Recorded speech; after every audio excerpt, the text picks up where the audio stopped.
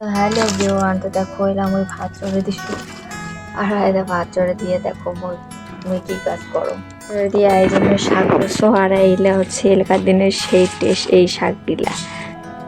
তো আশা করি তোমরা সবাই ভালো আছো আর মুই তো ভাল নাই, কারণ মুই তোমার তো জানেন নি আর একটা কাজ করো ওই কাজে চিন্তায় চিন্তায় আমার মাথা পুরো ফাটিয়ে যাচ্ছিল। কি করবো, মাথা ফাটি গেল ভাত আনে নিব, ফুটি গেল ভাত আনতে নেব।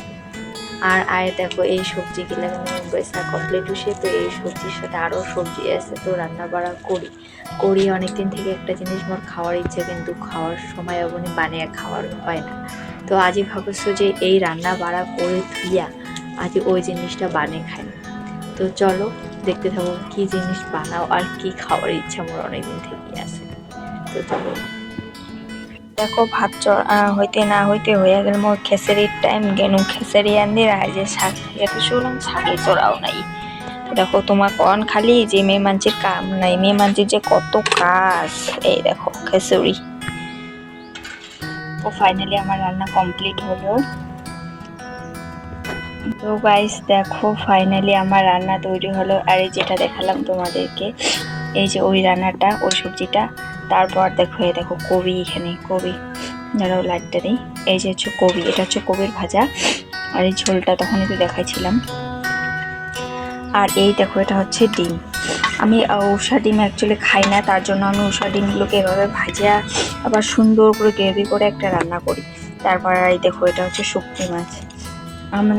এখনই রান্না কমপ্লিট হলো, রান্না করে 4টা-5টা তরকারি রান্না করলাম। বাপরে বাপ, আসলে আমাদের বাড়িতে তো সবাই কেউ নিরামিষ খায়, কেউ আমিষ খায়, কেউ ডিম খায় না, কেউ মাছ খায় না, কেউ মাংস খায় না।